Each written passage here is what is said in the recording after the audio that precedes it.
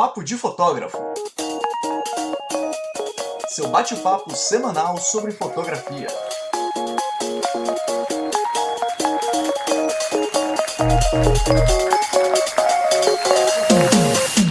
Olá, papudos! Sejam bem-vindos a mais um episódio do Papo de Fotógrafo. Eu sou Rafael Petrocco. Eu sou a Ana Cariani. E hoje nós vamos quebrar todos os paradigmas. Todo aquele mimimi que rola na internet do tipo, comprou uma câmera, virou fotógrafo, tá cobrando barato, tá prostituindo no mercado. Hoje a gente vai tirar isso à prova e vai mostrar que normalmente as pessoas começam assim e que isso não é pretexto para você cobrar barato para sempre ou ser um fotógrafo medíocre durante um bom tempo. Mas vamos pro recado, depois vocês vão entender durante a conversa. E para você não ficar de mimimi e também não ter clientes que fiquem de mimimi, acesse agora o site da Digipix Pro e conheça todos os produtos que ela oferece. São álbuns, fotolivros e também produtos para presente. Você pode fazer algo diferente para o seu cliente e além disso pode escolher material de decoração para deixar a casa do seu cliente bem bonita com uma fotografia, uma imagem sua lá estampada, esticada, prendida na parede. Prendida é ótimo.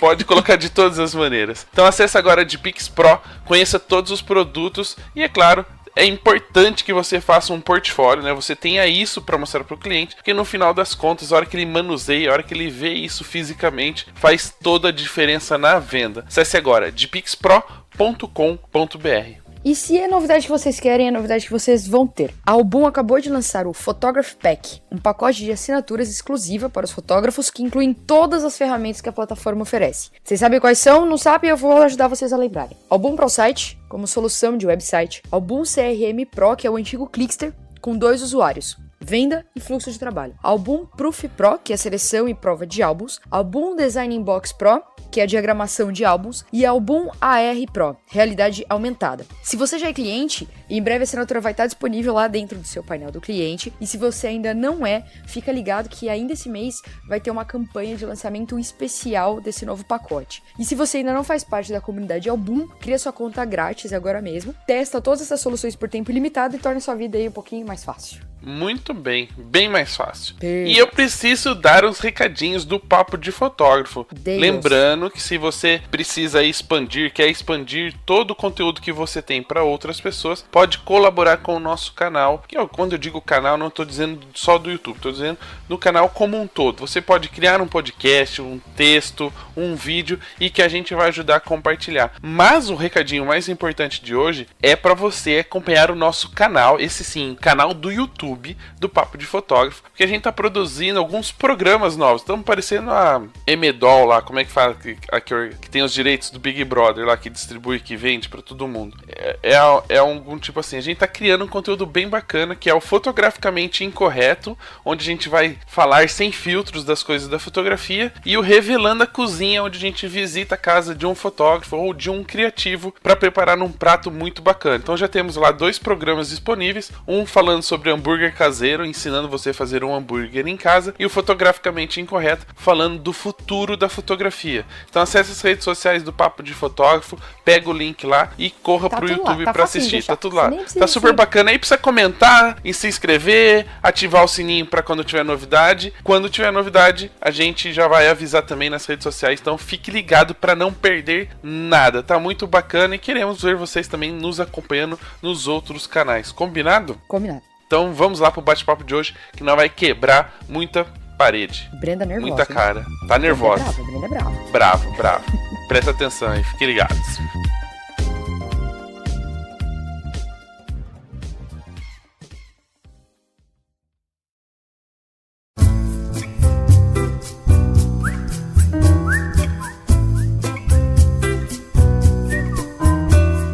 Bom, então vamos começar o bate-papo conhecendo, óbvio, a nossa convidada de hoje. Brenda, seja bem-vinda ao Papo de Fotógrafo. É um prazer recebê-la aqui. Vamos compartilhar muitas coisas hoje, né? Muito obrigada, o prazer é todo meu e eu estou muito feliz por estar aqui. Esse convite, aguardei durante anos o convite, né? Aquelas. Mas muito obrigada, estou muito feliz. Eu vou confessar que no começo, assim, a gente falou assim, a gente vai chamar aquela louca. Não, por enquanto não, espera ela um pouquinho. E agora com a maternidade já deu uma diminuída nos ânimos, né? Deu uma calmadinha. Se você achava que eu era louca antes da maternidade, é porque você não encontrou comigo depois, entendeu? Porque eu te garanto que as coisas pioraram. 100% pioraram mesmo. Não, mas houveram mudanças que foram pra melhor, certo? Não, com certeza. Com certeza, principalmente profissionalmente. Nós crescemos muito mais depois que nós viramos pais, eu e o Cristiano, no caso. Quando a responsabilidade chega, o negócio tem que funcionar. Mas antes da gente falar sobre a maternidade, vamos conhecer um pouquinho da sua história, né? Como é que você entrou na fotografia ou como a fotografia entrou na sua vida? Conta pra gente. Então, acho que poucas pessoas sabem, na verdade, algumas imaginam, mas na verdade eu nunca pensei em ser fotógrafa, nunca foi um sonho, por mais que eu sempre gostasse de fotografia, nunca tive nenhuma vontade de ser fotógrafa. Eu estudava educação física para ser professora na época. Eu tinha um emprego de secretária na época na empresa que meu marido trabalhava e acabou que essa empresa fechou e eles tiveram que me mandar embora. E com o seguro-desemprego, eu comprei uma câmera, porque eu tinha vontade de ter uma câmera aleatória. E depois que eu comprei a câmera, minha mãe brigou comigo. Pra ser bem sincero, eu apanhei em casa, porque o dinheiro que eu recebi do seguro-desemprego era para eu ter pagado a faculdade, que eu tive que largar posteriormente, porque eu não tive condições mais de pagar a faculdade. Não pagava faculdade com foto, né? Na época, na verdade, como eu só tinha uma câmera, eu queria só uma câmera, eu não imaginava ser fotógrafa, eu queria a câmera por ter, sabe? E aí uma amiga minha foi casar e eu perguntei a ela se eu podia levar a câmera pro casamento dela, para ser aquelas convidadas chatas, sabe? Que fica enfiando na frente de todo mundo para tirar foto. Ela já tinha fotógrafa e eu queria ser uma intrusa ali só para fazer umas fotinhas. É a primeira vez que alguém assume que gostaria de ser uma intrusa, né? Normalmente as pessoas pedem desculpa. Desculpa, eu atrapalhei. Não, você já foi pensando em pedir desculpa por já ter atrapalhado. Exatamente. E aí, nesse casamento, eu fiz algumas fotos e na época o Orkut estava migrando para o Facebook e quando eu cheguei em casa eu postei no Facebook as fotos que eu fiz dela, aí deu 30 likes, 20 likes, 40 likes e virei fotógrafa a partir daí. Começou do jeito que todo mundo reclama que não deveria começar, né? Exatamente. E foi aí que eu comecei a receber pelo Facebook muito pedido de orçamento. Eu comecei a fotografar gestante, eu fazia, entregava 200 fotos e cobrava R$100, sabe? Eu comecei sendo aquela pior pessoa, pior profissional que todo mundo critica, né? Ai, fulano cobra baratinho demais. Eu era essa. Gente, a Brenda vai ser esculachada nos comentários, não tô brincando. Não, eu não ligo. Eu, inclusive, não critico até fotógrafos que eu vejo iniciando hoje, porque eu falo que a gente não sabe da realidade das outras pessoas. Se um fotógrafo tá cobrando muito barato, talvez é porque ele precisa cobrar aquilo para ele se manter. A gente não sabe da história dele, não sabe se ele tem uma casa para cuidar, a gente não sabe. Então é muito ruim julgar, sabe, as pessoas. E foi assim que eu comecei, com a 1855, com a D5100, sem um puto de um dinheiro no bolso e fazer empréstimo ainda para me continuar. Porque aí eu vi que o trem dava dinheiro, aí eu investi, né? Dava dinheiro entre aspas, né? Você ganhava um pouquinho mais do que você esperava ganhar. Na verdade, pra mim, na época, R$100, cara, era... Meu Deus, era um mundo. R$100 pra mim, nessa época o salário mínimo era 600 e poucos reais. R$100 pra mim, nossa senhora, era uma diferença absurda. Era muito dinheiro. Tem o quê? 8 anos, amor? 8 anos. Isso é importante a gente falar, né? E você teve essa experiência, é bacana a gente discutir um pouco sobre o assunto. A gente vê hoje nas redes sociais muita gente reclamando, principalmente dessas pessoas que estão entrando no mercado. O que muitas pessoas esquecem é que eles também também foram iniciantes e que as Exatamente. oportunidades acabam sendo diferentes um para os outros, né? Em alguns casos, por exemplo, no meu caso, eu já tive a oportunidade de trabalhar para alguém como segundo fotógrafo e entrar nesse mercado. Tem algumas pessoas que não têm essa oportunidade. E você morava numa cidade muito pequena em Minas Gerais, né? Era ainda mais difícil. Como é que foi esse começo numa cidade pequena?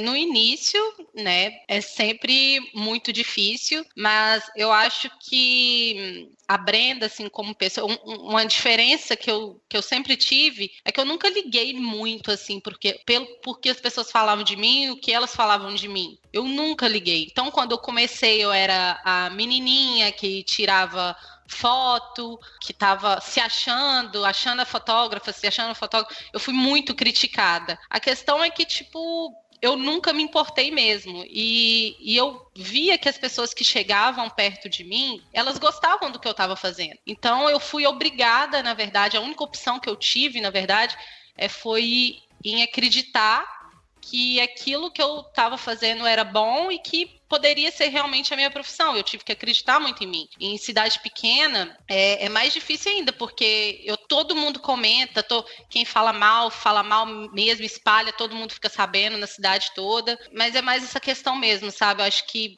não ligar muito para o que as pessoas, principalmente cidade pequena, vão falar de você. E acreditar no seu potencial, ter muita força de vontade, o querer tem que ser muito grande também. E eu acho que uma outra coisa que me fez crescer na fotografia foi nunca ter focado aonde eu morava. Eu sempre quis mais do que eu tinha na época. Eu nunca para mim não era suficiente. Tudo que eu fazia não era suficiente. Eu sempre quis mais. Então eu acho que isso, o fato de eu sempre querer mais, fez com que eu aproveitasse todas as oportunidades que apareceram na minha frente. Então eu fiz tudo que eu pude, trabalhei muito, ainda trabalho muito, pretendo ficar assim durante muito tempo. Uma coisa que a gente sempre observa em cidades menores é que o processo de mudança demora um pouquinho mais, né? Como não é igual às capitais. Talvez essas dificuldades no começo também eram justamente porque as pessoas da cidade, os fotógrafos da cidade, esse negócio de falar, ela é novinha, não sei, ela não sabe o que tá fazendo, eram provavelmente aquela galera que fotografa com filme e já vinha no mercado, sei lá, há 30 anos, por exemplo. Você enfrentou muito esse mercado dos anciões da fotografia na sua cidade? Sim, infelizmente sim. E isso na época, por mais que eu tentasse passar por cima disso tudo, né, foi muito dolorido, porque eu não conhecia essa questão assim de profissionais de fora, sabe?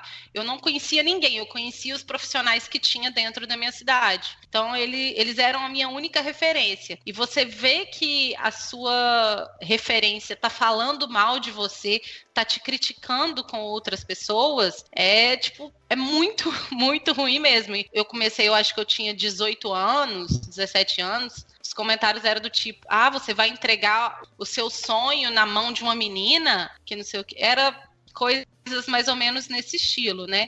Mas quando eu comecei na fotografia no interior, e eu já sabia que tinha uma fotógrafa lá principal, que ela tinha mais de 20 anos de mercado, eu tinha que ter alguma coisa que me destacasse dela, né, de diferencial. E aí eu comecei a ver que naquela época ela não fazia, por exemplo, making off, pré-casamento. Então eu comecei a oferecer para as pessoas coisas que não tinham na cidade, que era o ensaio pré-casamento, o making off, aquele, eu acho que é Smash the Cake, né, que é foto lá do bolo com o bebezinho. Eu comecei a fazer coisas que não tinha lá. Então isso começou a chamar muita atenção das pessoas da cidade, das pessoas em volta da cidade, da região inteira. Muito provavelmente porque você já tinha acesso à internet e já conseguia ver algumas coisas que os profissionais que já eram da área ainda não pesquisavam, né?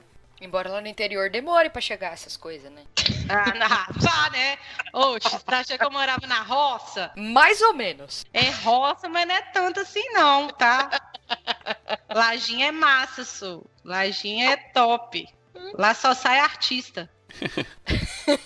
Mas aí como é que você foi desenvolvendo sua fotografia, mesmo estando numa cidade que, teoricamente, a informação não chegava com tanta frequência? Eu falo que é mais assim, eu comecei a levar um trabalho diferente para a cidade, começando com ensaios, começando com umas coisas, por exemplo, eu observava muito as lentes que a outra profissional usava. Eu sabia que para eu conseguir ter alguma coisa ali de diferencial na cidade, com uma cidade de 14 mil habitantes, eu tinha que fazer o que ela não fazia. Então eu comecei a investir também em equipamentos que ela não tinha. Minha primeira lente foi uma 50mm 1.8 e eu me lembro perfeitamente que ela usava uma 24x70. E aí quando eu comecei a fazer as fotos com a 50mm 1.8, eu me recordo assim perfeitamente das pessoas falando: nossa, você vê como é que a Brenda deixa as fotos embaçadinhas no fundo?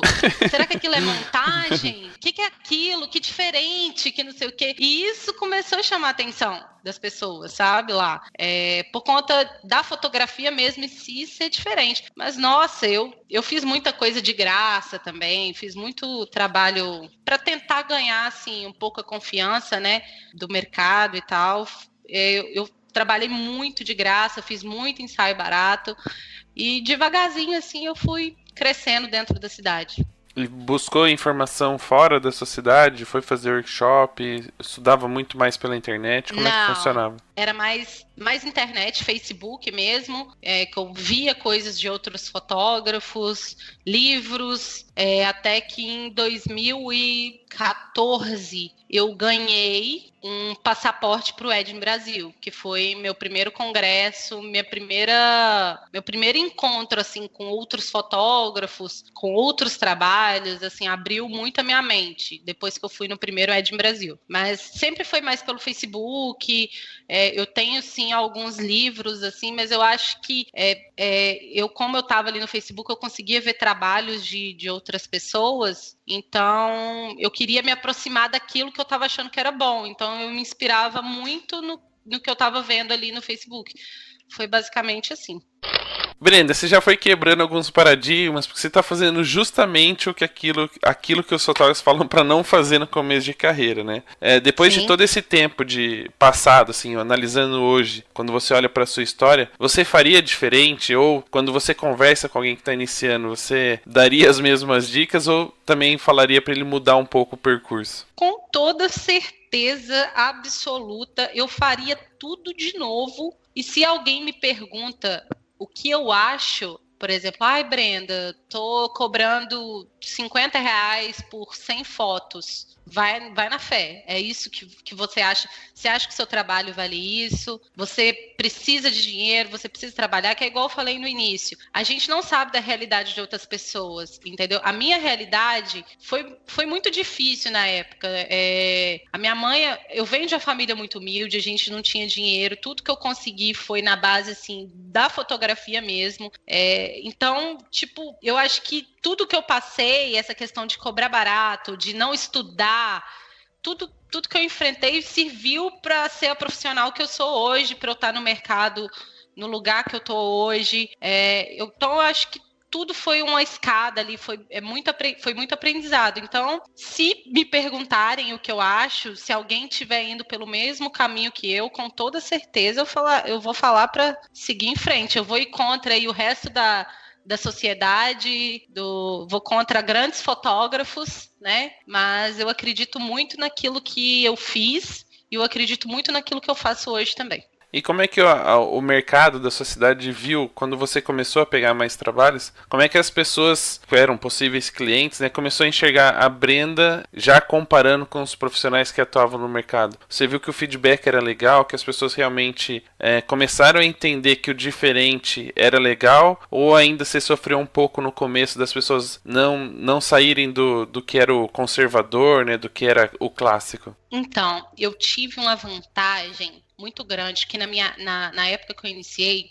tinha 3 fotógrafos na minha cidade. E esses 3 fotógrafos só fotografavam dentro de estúdio. E eu não tinha estúdio. Então eu comecei a fazer fotos ao ar livre. Fotos ao ar livre, isso aí todo mundo achava um máximo, achava, tipo, surreal. Então nunca houve, tipo, nenhum tipo de comparação a minha fotografia, a fotografia dos profissionais da minha cidade. Na verdade, depois que eu comecei a fazer esse tipo de ensaio, eles começaram a fazer também. Então, basicamente isso. Não foi difícil eu entrar no mercado da cidade, sabe?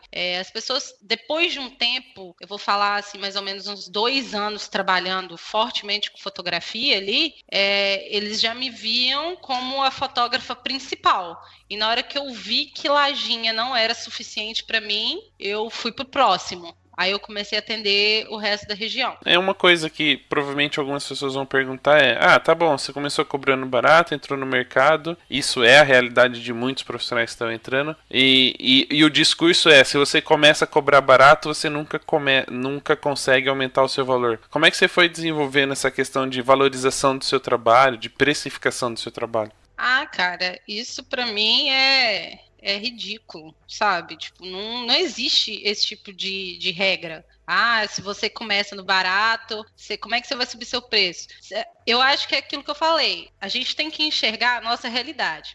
Eu comecei a pegar muito ensaio, pelo preço que eu tava fazendo. Na hora que eu vi que eu tava pegando demais, que eu tava ficando saturada naquilo que eu tava fazendo, peraí, vou subir. Eu comecei cobrando R$100, pulei para 300, depois eu fui para 500. Agora, eu cobro R$2.000 para fazer uma sessão de casal, entendeu? Então foi assim. Aí eu vejo a minha realidade. Se hoje, por exemplo, eu cobrando R$2.000 e não estiver fechando nada, eu vou abaixar. Se na hora que eu abaixar eu estiver pegando demais, eu vou subir de novo. Eu nunca tive, assim, nenhum problema em subir meu preço. Muito pelo contrário. Toda vez que eu subo o meu valor, eu vendo mais. É, assim, batata. E outra coisa, quando eu cobrava barato, eu sentia que até o tipo de trabalho era muito assim, mais ir tirar só a foto. As pessoas queriam só uma fotinha, sabe, da situação, seja de ensaio, seja de aniversário. A partir do momento que as pessoas estavam investindo maior, jogando mais dinheiro na fotografia, eu sentia que os eventos eram melhores preparados, era uma coisa assim, mais estruturada. Então, esse tipo, quando eu comecei a cobrar mais caro, eu fui atraindo coisas melhores. E aí eu fui devagarzinho, fui subindo e hoje eu comecei cobrando em casamento, era uns 2.000, né, meu bem? Uns 2.000, hoje a gente já cobra, a gente faz de 7 a 12 mil reais, fecha uns 15, mais ou menos, mas não é difícil subir preço, não. Eu sou meio contra essa visão aí que quem começa com preço baixo não consegue subir depois. Eu só queria dar um recado para os ouvintes que toda vez que a Brenda fizer uma pergunta, meu bem, querido, ela tá falando com a voz da consciência, que é o Tianin. Que está muito provavelmente do lado dela acompanhando a conversa, né? Na verdade, acompanhando a Brenda respondendo as perguntas. Então, não achem que ela é uma maluca, ela está realmente conversando com uma pessoa ao lado dela. Gente, meu marido tá aqui do lado, por isso que eu tô falando. E a minha Isabelle também tá aqui do lado, então, porque eu tenho que pedir às vezes ajuda dos universitários. Pra não deixar você mentir sozinha, né? Eles concordam com tudo que eu digo. E aí é óbvio que em algum certo momento o seu talento já estava muito maior do que a cidade, né, abrigava. E aí você já disse que começou a buscar novos caminhos, aí, novos mercados para atender. E isso foi se expandindo de uma certa forma que você chegou até a atender já em outro estado e hoje já mora nesse estado justamente para acompanhar tudo de pertinho, poder fotografar. Como é que foi essa mudança, né? Como foi planejado você sair de uma cidade pequena para ir para uma capital? Eu comecei trabalhando aqui em Vitória, começando do zero de novo. Na verdade, eu comecei fazendo em Vitória fotografias sabe essas moças que fazem ações que ficam tipo como é que chama, amor? Nos trem? Semáforo, entregando panfleto e tal. Eu comecei fazendo fotografia dessas moças, porque na época elas precisavam de fotos boas para apresentar para as empresas que iriam contratar elas. Então eu entregava 400 fotos, R$100. E aí eu fechava uma turma. Eu entrava nos grupos de Facebook e oferecia o serviço. Eu fechava um grupo assim de mais ou menos 6 a 7 meninas e vinha para cá e fazia essas sessões. E foi assim que eu fui entrando no mercado aqui de Vitória. Para você ter ideia, eu fiz o casamento de uma dessas meninas 4 anos depois de eu ter feito essas fotos dela. Então, eu comecei a entrar em Vitória basicamente dessa forma, ser vista, né, dessa forma, e começou com sessões. Lajinha Vitória dá em média 3 horas de carro.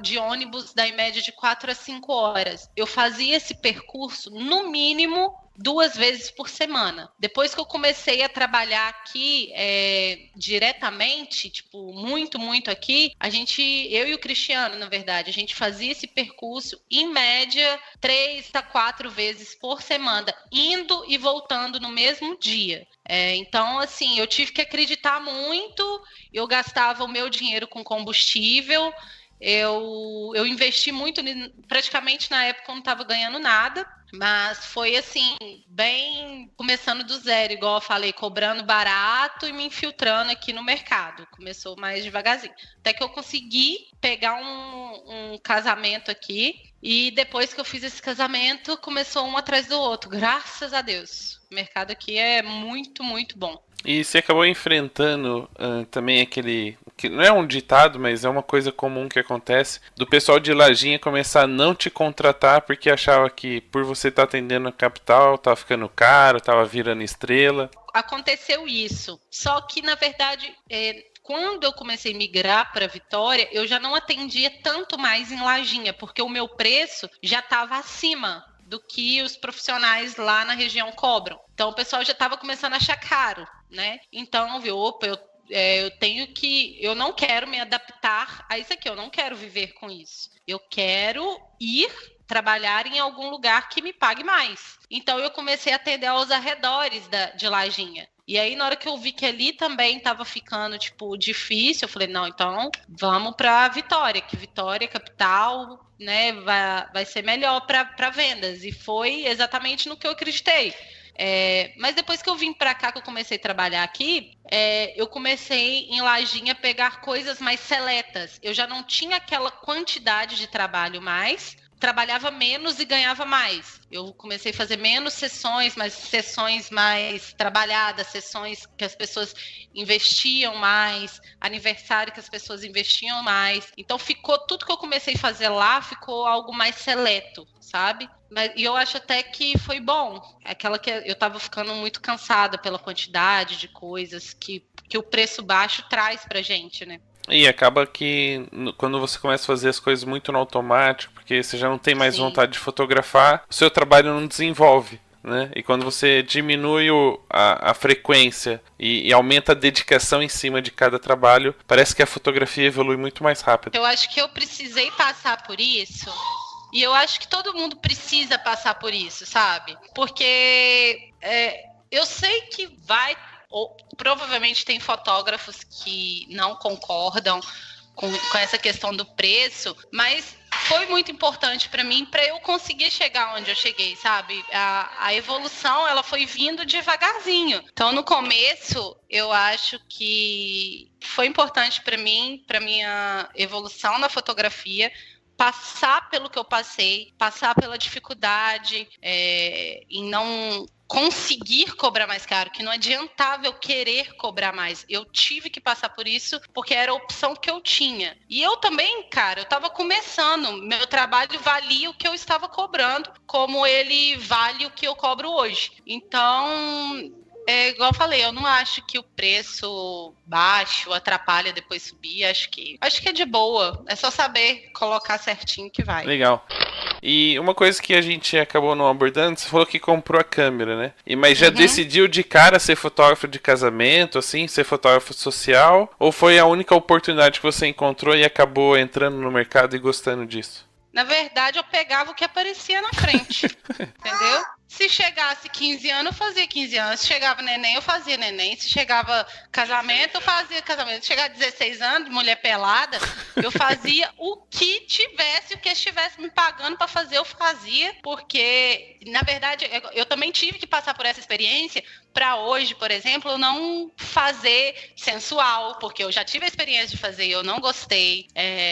Fotografia masculina também, não curti. Então, hoje, graças a Deus, eu consigo selecionar mais. Meu foco maior é gestante e casamento. Mas eu fiz de tudo na época. Até que uma doida confiou em mim o casamento dela. E até hoje ela não fez o álbum, mas as fotos ficaram legais.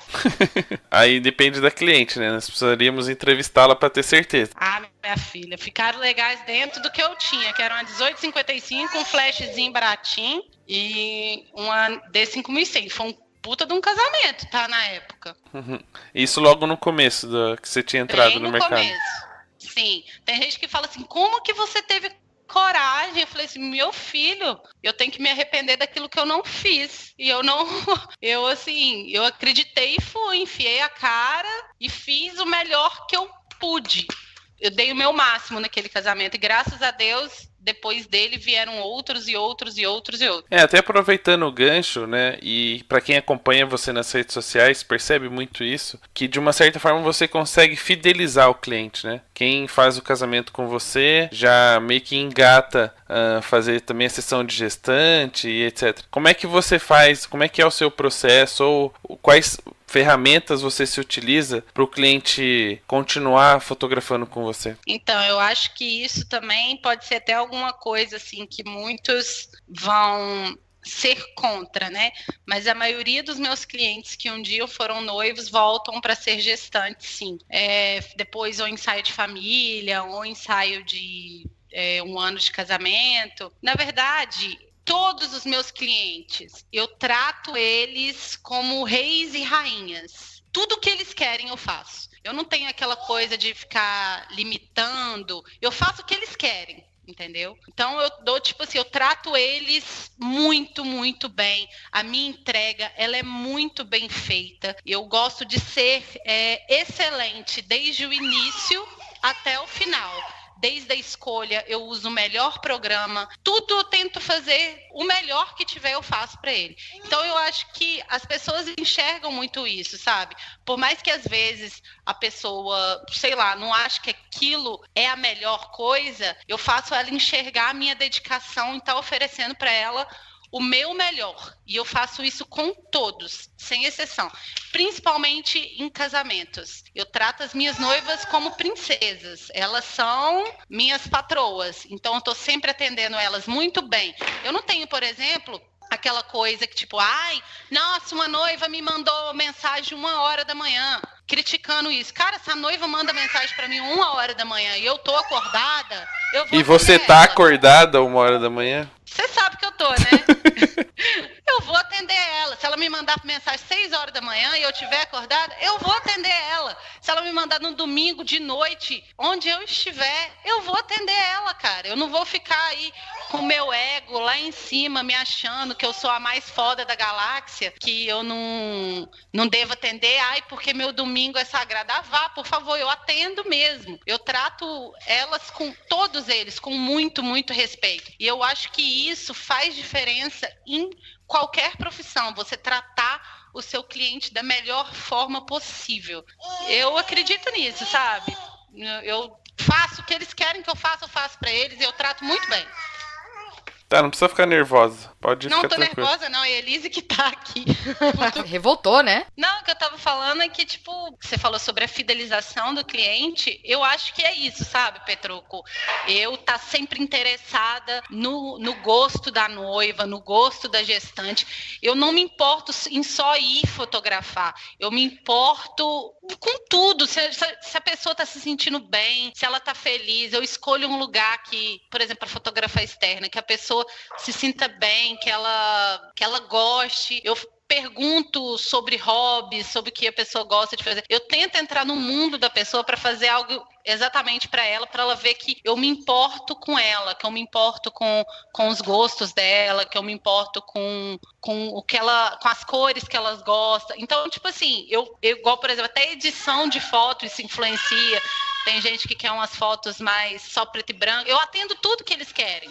Tudo que eles me pedem, eu faço. E você acha que não só, né, atender bem o cliente, mas a sua espontaneidade, a sua forma de ser assim, influencia bastante também nessa decisão? Porque a gente vê hoje muitas dicas de como lidar com o cliente, como trabalhar o cliente, e parece que as coisas estão ficando muito no automático. Você se desfazer dessas coisas que prendem, né, a gente a uma característica, você acha que isso influencia também? Eu acho que eu tenho até...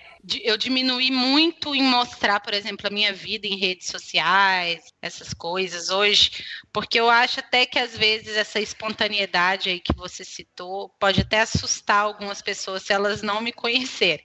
Então, eu espero, assim, mais um encontro mesmo. E eu tento, assim, ser o mais amigável possível, sabe? Sempre.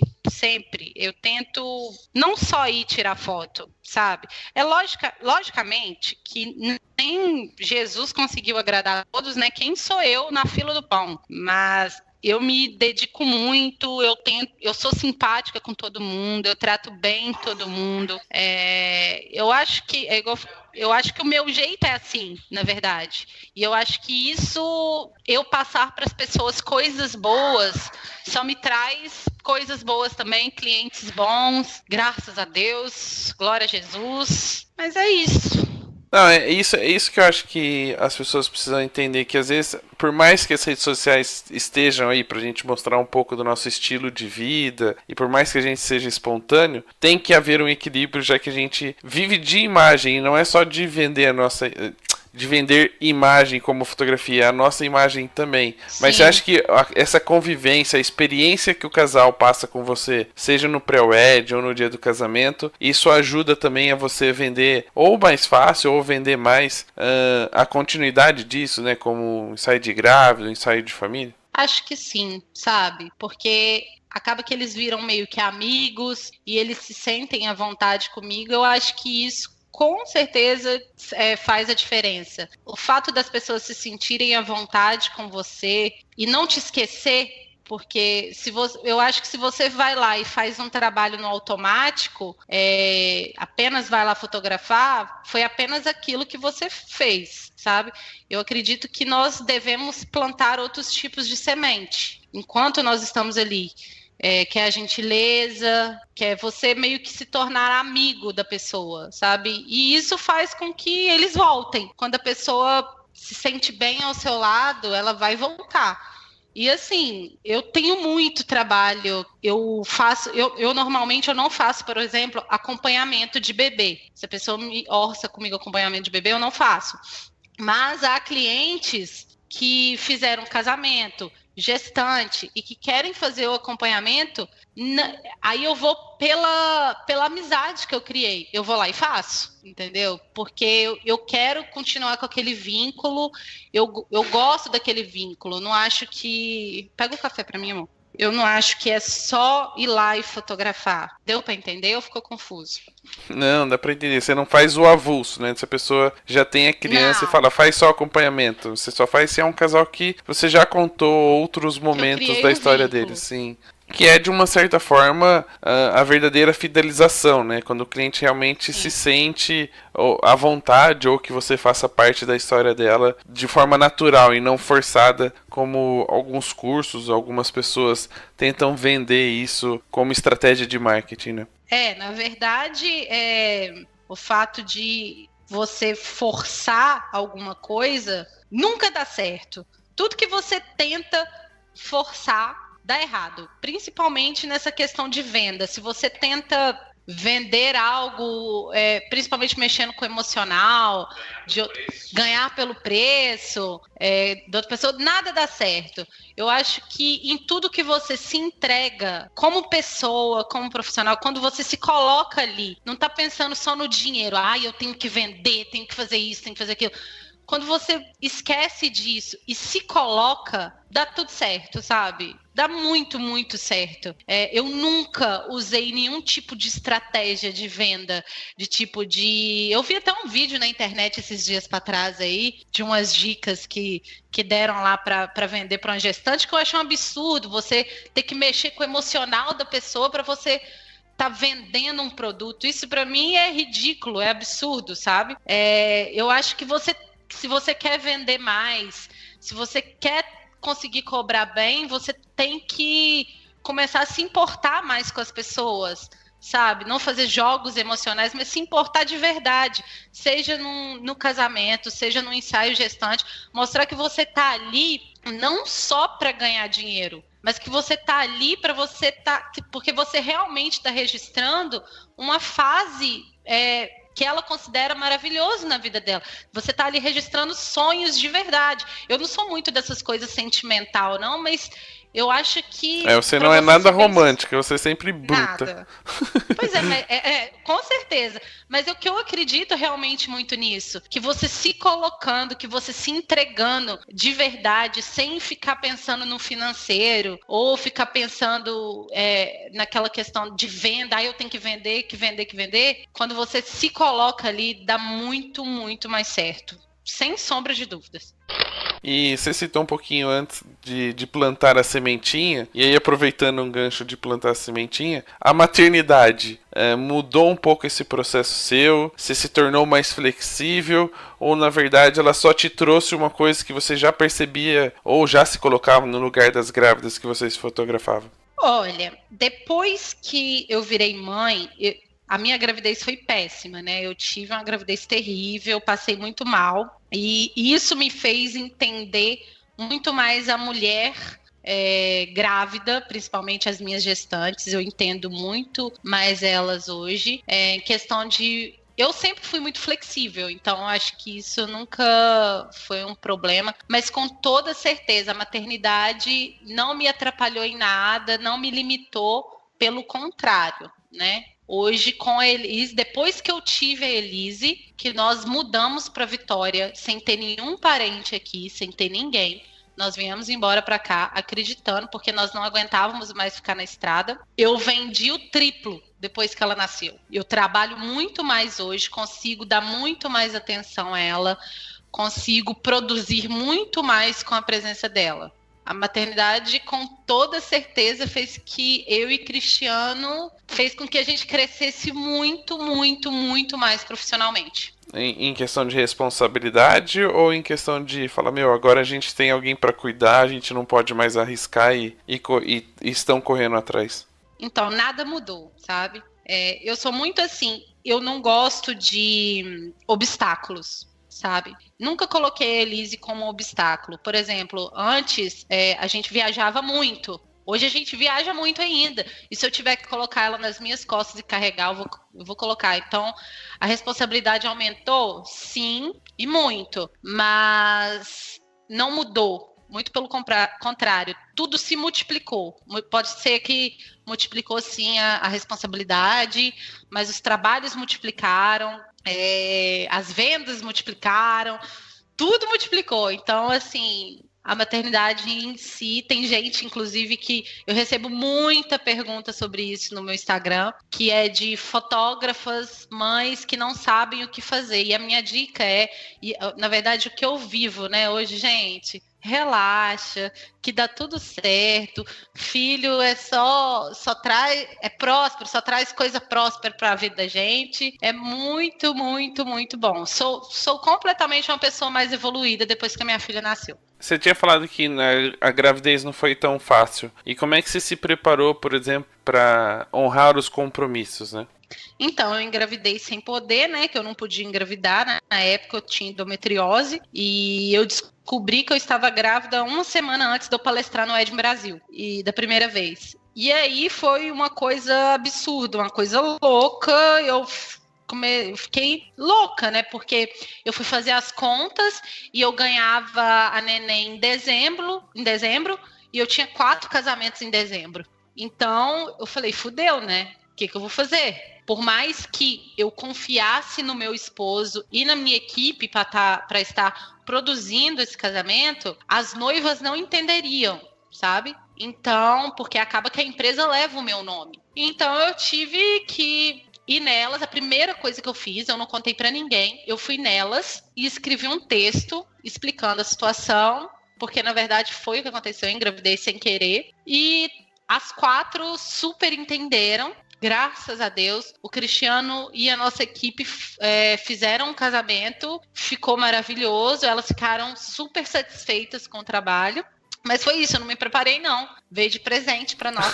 Não, a preparação era justamente essa questão de hora que você descobre que tá grávida, como, né, fazer com que isso não afete o seu trabalho, porque de uma certa forma as noivas esperavam você no evento e como é que elas receberiam essa informação? Mas você tomou a atitude de não esperar acontecer pra avisar que não poderia ir, né? Sim, não, eu avisei com antecedência porque eu acho justo, né, que elas tivessem a opção de contratar um outro profissional caso elas quisessem.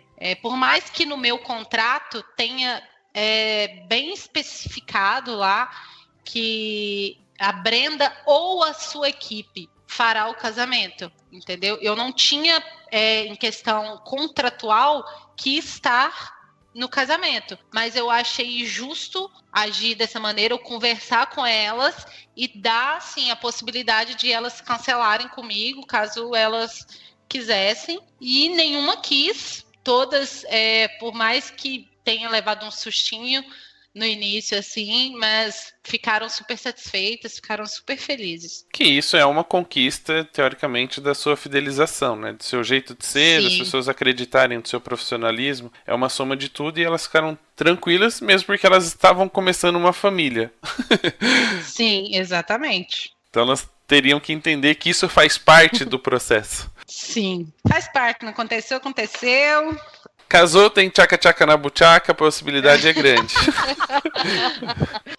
E aí, é lógico, observando um pouco a sua história e vendo de onde você saiu e para onde você está indo, existe ainda algum objetivo profissional da Brenda, né, pela fotografia, ou até mesmo de vida que inclua a fotografia? Na verdade, eu e o Cristiano, né, porque hoje a empresa ela é comandada por nós dois temos muitos objetivos, muitas coisas para acertar, mas com toda certeza a gente sonha muito alto, e a gente tem corrido muito atrás para, sem dúvida, ser os melhores na questão, na nossa região, nos destacar sempre na nossa região e tá expandindo isso para o Brasil inteiro, sabe? A gente quer sempre ser o melhor em tudo que a gente faz. A gente sempre está se dedicando muito, está trabalhando muito.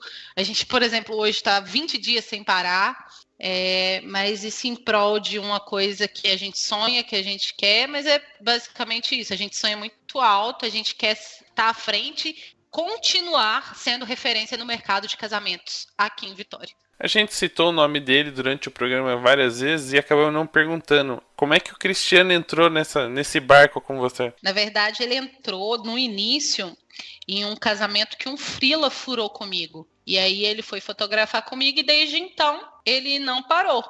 A gente já fotografa juntos uma média de 6, 7 anos. E hoje, por exemplo, nós contamos com 2 equipes, uma comandada por mim, outra comandada por ele. Ele é até melhor que eu acho. Mas ele vai se achar agora. Parando a entrevista agora.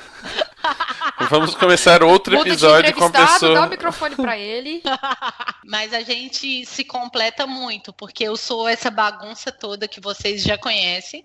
E ele, com certeza, é a melhor parte disso tudo. É a que põe tudo no lugar, é a que consegue organizar tudo. Eu só fico a parte mais da bagunça mesmo, de estar ali aparecendo nos stories, de compartilhando as coisas. Ele é o cérebro de tudo aqui. Ele é a pessoa centrada que faz tudo funcionar. Ele é a que presta na empresa, o resto não... Desculpa, Isabelle, você tá começando agora.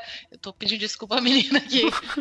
Ela nunca mais vai ouvir esse podcast só por causa desse comentário. Ela já fez propaganda para o grupo dela da faculdade, tá? Tô arrumando audiência pra você.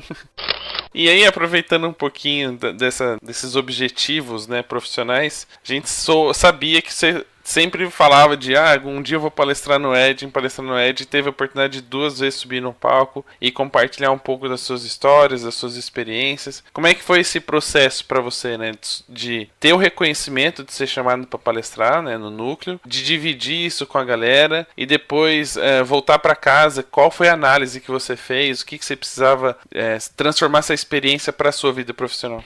Para ser bem sincera, assim, quando eu fui convidada, eu quase desmaiei, né? Porque, tipo, puta que pariu, meu Deus, maior congresso de fotografia de casamento da América Latina. Eu fui lá, eu me dediquei, eu me entreguei, eu passei noites sem dormir. Foi uma experiência muito boa. Eu precisei viver aquilo para eu ter certeza que não é aquilo que eu quero viver, entendeu? Então, foi uma experiência muito legal, eu recebi muito feedback bacana, mas tipo assim, foi um sonho durante um tempo, realizei, agora eu, por exemplo, acho que eu não iria novamente, entendeu? Mas pelo fato, assim, de que não é realmente o que eu quero. Hoje eu quero ser fotógrafa para as pessoas, eu quero ganhar dinheiro, quero construir a minha vida, quero formar minha filha, eu quero cuidar dessa área, entendeu? Eu não quero seguir fazendo workshops, eu faço 1, 2 vezes no ano no máximo, mas eu não sou essa fotógrafa que quer viajar ao Brasil fazendo workshop, o que eu acho que quem participa do Ed em Brasil, isso é muito importante. Com toda certeza eu uso essas 2 palestras que eu dei ao meu favor, até porque, né, eu não sou trouxa, eu com certeza eu coloco isso no meu currículo, que eu palestrei 2 vezes no maior congresso de fotografia de casamento da América Latina, né? Mas em questão da experiência foi boa, mas é igual eu falei, serviu para eu ter certeza de que não é isso que eu quero levar para minha vida.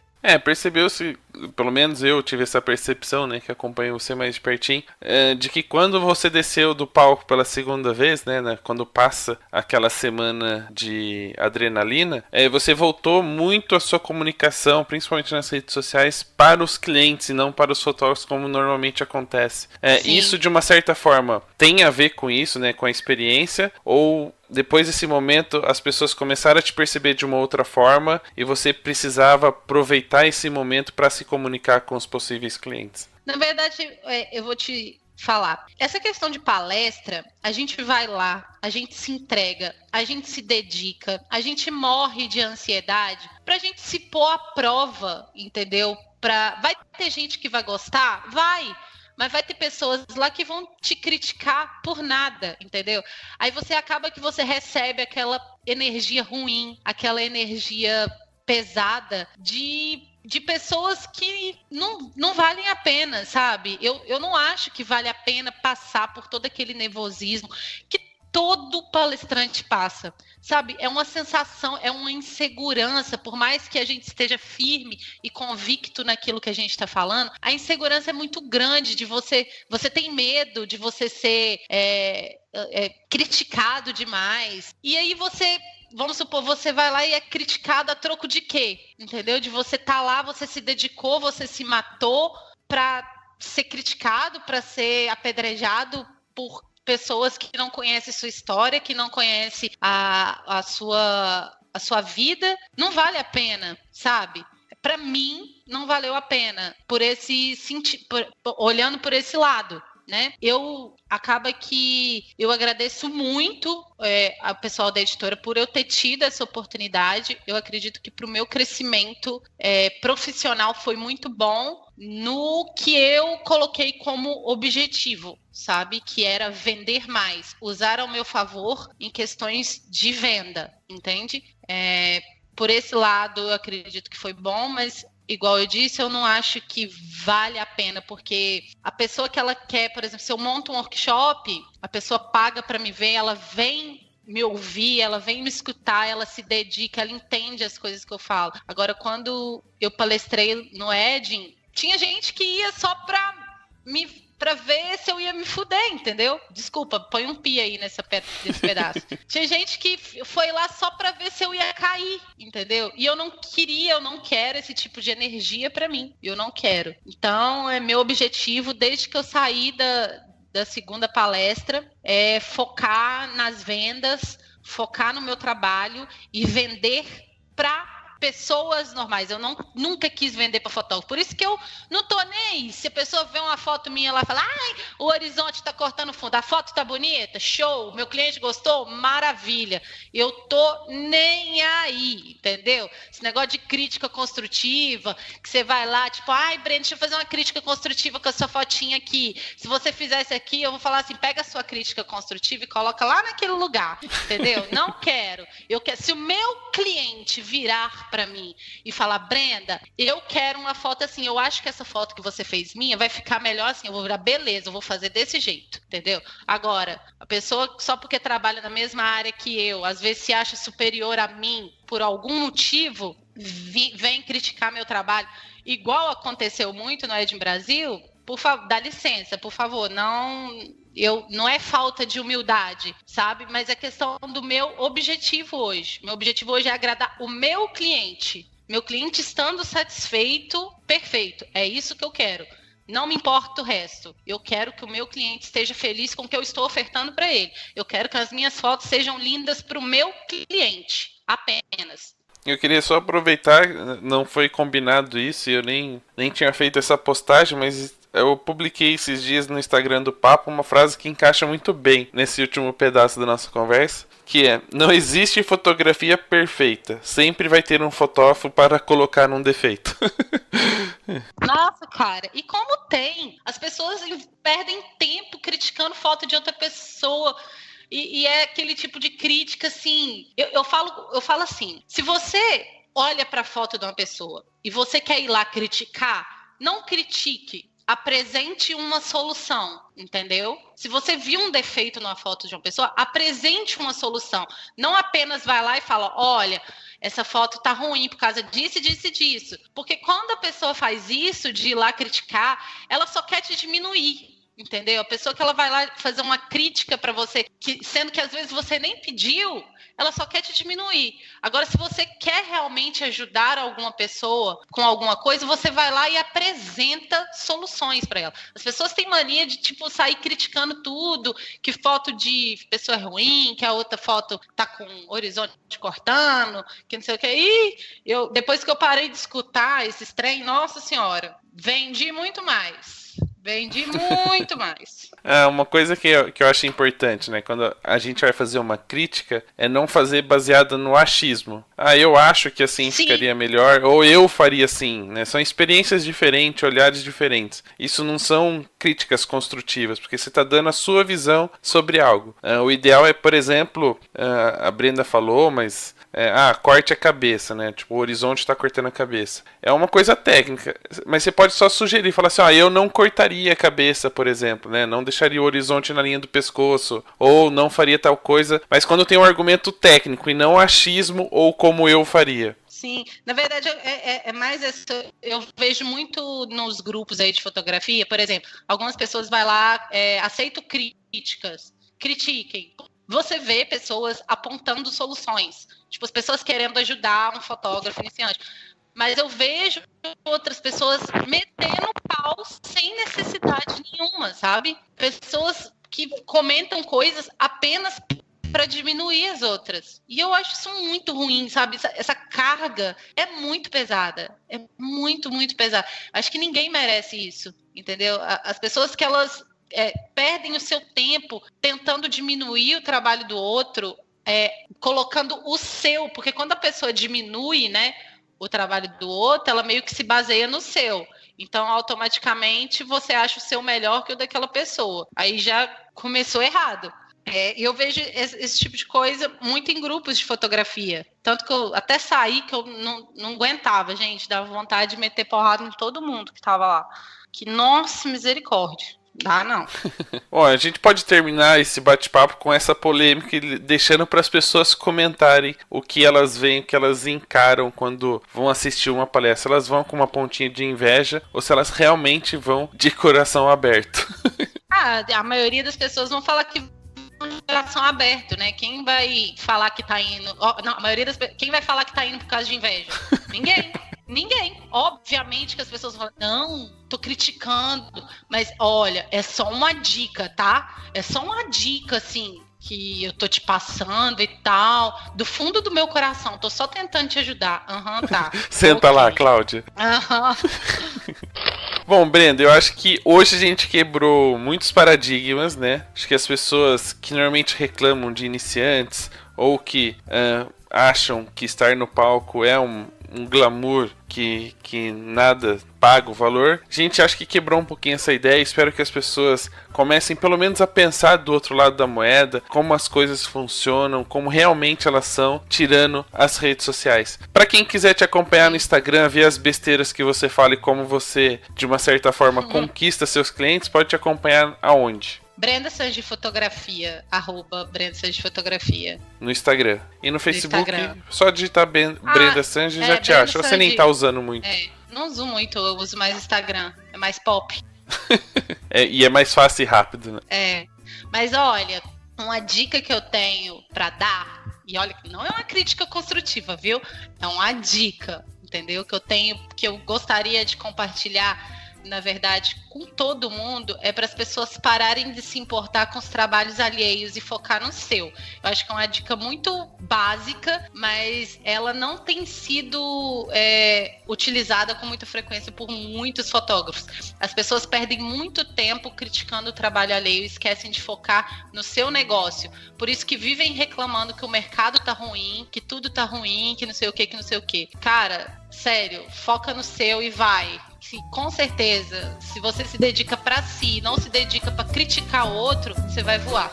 Muito bem, então pega essa dica e até o próximo episódio. Tchau!